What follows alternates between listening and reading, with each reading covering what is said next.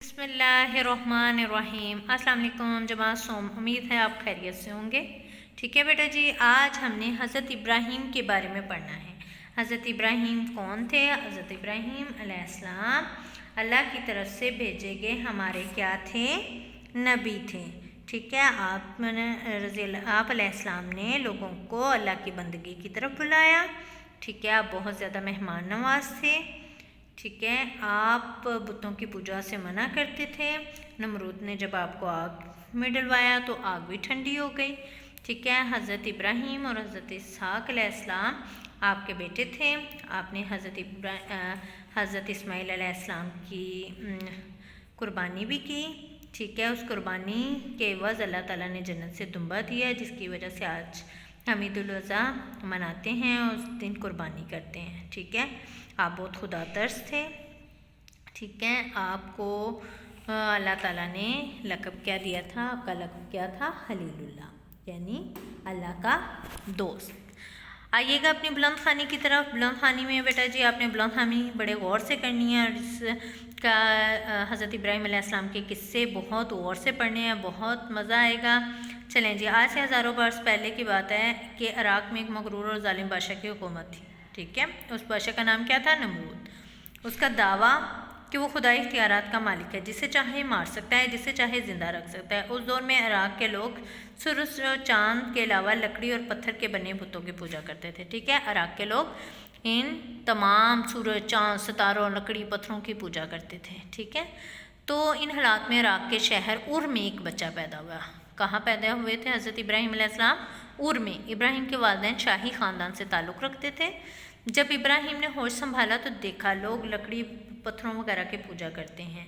ठीक है, चुनाच एक दफ़ा कुरान मजीद में उनके गौर व फिक्र का जिक्र इस तरह आया, चुनाचे जब उन पर रात छा गई, ठीक है, एक तारा देखा। इब्राहीम ने कहा ये मेरा रब है। जब वो डूब गया तो कहने लगे मैं डूबने वालों से मोहब्बत नहीं करता। फिर चमकता हुआ चाँद आया तो कहा ये है मेरा रब।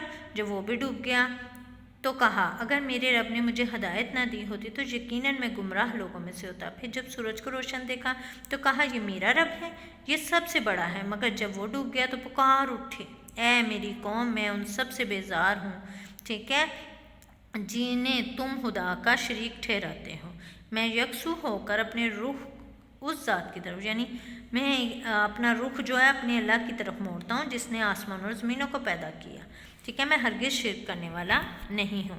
तो बेटा जी जब आपने ये कहा तो अल्लाह ताला ने हज़रत इब्राहीम को हदायत अता फरमाई, नबी बनाया। आपने लोगों को अल्लाह की बंदगी की तरफ बुलाना शुरू किया। आपकी कौम ने इस बात का इनकार किया। एक दिन शहर के लोग त्यौहार मनाने के लिए शहर से बाहर गए तो आपने क्या किया?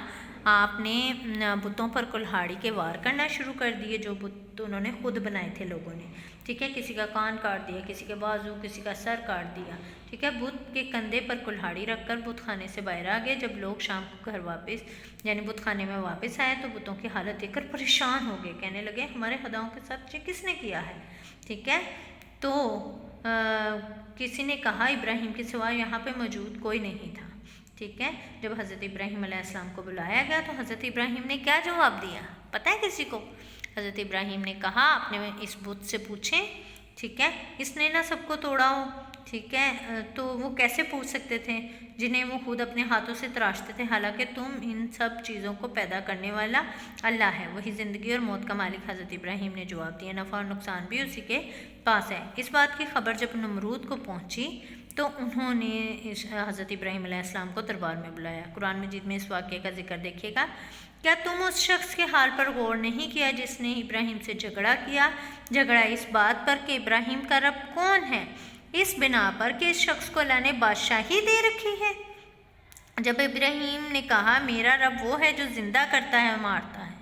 ठीक है, नमरूद को क्या कहा? मेरा रब कौन है जो जिंदा करता और मारता है। मेरा रब कौन है जो जिंदा करता और मारता है। हज़रत इब्राहीम ने नमरूद से कहा अगर अल्लाह सूरज मशरिक़ को निकालता है तो ज़रा इसे मगरिब से निकाल कर दिखा। चुनाचे वो हक्का बक्का रह गया, यानी हैरान हो गया, एकदम परेशान हो गया।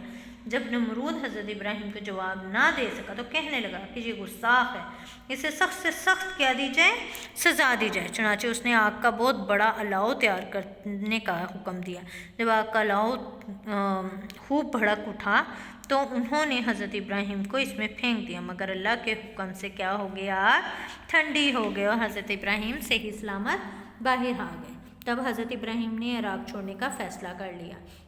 آپ اپنی بیوی سارہ علیہ السلام اور بھتیجے لوط علیہ السلام کے ساتھ ہجرت کر کے، یعنی اپنا وطن چھوڑ کر شام کے علاقے میں چلے گئے۔ شام سے آپ مصر تشریف لے گئے۔ مصر میں آپ نے وہاں کے شاہی خاندان کے ایک خاتون حضرت حاجرہ علیہ السلام سے نکاح کیا۔ اللہ نے آپ کو 2 بیٹے عطا کیے، ایک کا نام اسماعیل علیہ السلام اور دوسرے کا نام اسحاق تھا۔ بیٹا جی جو حضرت اسماعیل علیہ السلام تھے ان کی والدہ کا نام حاجرہ تھا، اور جو حضرت اسحاق تھے ان کی والدہ کا نام حضرت سارہ تھا۔ ٹھیک ہے جی، دونوں نبی تھے۔ اللہ نے آپ کو اپنے بیٹے اسماعیل کی قربانی کا حکم دیا۔ میں آپ کو واقعہ پہلے وہ سارا بتا چکی ہوں، ٹھیک ہے، کہ جب یہ دونوں نبی تھے اللہ نے اپنے بیٹے کی قربانی تو اس حکم دیا۔ اللہ نے بیٹے کی جگہ جنت سے ایک دمبا بھیجا اور اسے قربان کرنے کا حکم دیا۔ تب سے لوگ اس عظیم واقعے میں عید الاضحیٰ کے دن قربانی کرتے ہیں۔ ٹھیک ہے، جب اسماعیل علیہ السلام بڑے ہو گئے تو اپنے باپ حضرت ابراہیم علیہ السلام کے ساتھ مل کر خانہ کعبہ تعمیر کیا، لوگوں کو اس کا حج کرنے کی دعوت دی۔ ٹھیک ہے بیٹا جی، اس لیے ہر سال لاکھوں لوگ خانہ کعبہ کا حج ادا کرتے ہیں اور حضرت ابراہیم علیہ السلام کی یاد تازہ کرتے ہیں۔ آگے سیرت و کردار حضرت ابراہیم کا بتایا جا رہا ہے۔ حضرت ابراہیم نیک فطرت اعلیٰ اخلاق کے مالک تھے، اب بہت مہمان نواز تھے، مہمان کو اللہ کی طرف سے بھیجے رحمت اور برکت سمجھتے تھے۔ ٹھیک ہے بیٹا جی، آپ بھی مہمان کا عزت و اکرام کیا کریں۔ ٹھیک ہے، مہمان اللہ کی طرف سے رحمت ہوتے ہیں۔ قرآن مجید میں حضرت ابراہیم کے بارے میں کہا گیا ہے آپ بہت زیادہ خدا ترس اور بردبار تھے، آپ اللہ تعالیٰ کو کثرت سے یاد کرتے تھے اور اللہ کی رضا کی خاطر آپ نے سب کچھ قربان کر دیا۔ آپ کا لقب کیا ہے؟ خلیل اللہ۔ کیا لقب ہے؟ خلیل اللہ۔ بیٹا جی آئیے گا صفحہ نمبر 93 کی طرف درست جواب کی نشاندہی کرنی ہے۔ عراق پر حکمرانی تھی کس کی؟ نمرود کی۔ ہم نے پڑھا تھا حضرت ابراہیم علیہ السلام عراق کے شہر میں پیدا ہوئے۔ کون سے شہر؟ موصل، بصرہ، عرج یا بغداد؟ عر میں۔ حضرت ابراہیم علیہ السلام نے ہوش سنبھالا تو انہوں نے دیکھا لوگ لکڑی اور پتھر کے بتوں کو کیا کرتے ہیں؟ سجدہ کرتے ہیں۔ حضرت ابراہیم کے والدین کا تعلق شاہی خاندان سے تھا۔ حضرت ابراہیم نے کلہاڑی رکھ دی کس پر؟ سب سے بڑے بت کے کندھے پر۔ ٹھیک ہے، آگے آئیے گا، خالی جگہ کرنی ہے۔ خالی جگہ میں حضرت ابراہیم علیہ السلام دیش کے لوگوں کی طرف نبی بنا کر بھیجے گئے۔ کون سے لوگوں کی طرف؟ عراق کے لوگوں کی طرف۔ حضرت ابراہیم علیہ السلام کی قوم ڈیش کی پوجا کرتی تھی، کس کی؟ بتوں کی۔ حضرت ابراہیم کے زمانے میں ڈیش بادشاہ کی حکومت تھی، مغرور اور ظالم۔ آگے اللہ نے حضرت اسماعیل کی جگہ ایک کیا بھیج دیا؟ دمبا، جنت سے، ہے نا۔ آگے دیکھیے، خانہ کعبہ کی تعمیر حضرت اسماعیل علیہ السلام نے اپنے ڈیش کے ساتھ مل کر کی۔ کس کے ساتھ؟ اپنے والد حضرت ابراہیم علیہ السلام کے ساتھ مل کر کی۔ ٹھیک ہے بیٹا جی، اب آپ نے اپنے کاپی کے کام کی طرف آنا ہے۔ سب سے پہلے ڈیٹ اینڈ ڈے لگانی ہے، حاشیہ لگانا ہے، اس کے بعد سبق نمبر 1 لکھنا ہے اور حضرت ابراہیم علیہ السلام لکھ کر اس کو ڈبل انڈر لائن کرنا ہے۔ پھر آپ نے املا کا لفظ لکھنا ہے، اس کو ڈبل انڈر لائن کرنا ہے۔ اس کے بعد آپ نے پہلا لفظ لکھنا ہے حقیقت، دوسرا عبادت، تیسرا منع، چوتھا مہمان نواز اور پانچواں رازق۔ ٹھیک ہے بیٹا جی، اگلے صفحے کی طرف آنا ہے، سوالات کے جوابات لکھنے ہیں، اس کو ڈبل انڈر لائن کرنا ہے۔ سب سے پہلا سوال، حضرت ابراہیم علیہ السلام کو آگ میں کیوں ڈالا گیا؟ جواب، کیونکہ انہوں نے لوگوں کو بتوں کی حقیقت بتائی، ان کو پوجنے سے منع کیا اور اللہ کی عبادت کرنے کا بتایا تھا، اس وجہ سے۔ قربانی کس نبی کی سنت ہے؟ جواب، قربانی حضرت ابراہیم علیہ السلام کی سنت ہے۔ حضرت ابراہیم کی سیرت پر 2 سطریں لکھیں، ٹھیک ہے، یعنی 2 لائنیں لکھیں۔ نمبر 1 نیک فطرت اور اعلیٰ اخلاق کے مالک تھے، نمبر 2 مہمان نواز تھے۔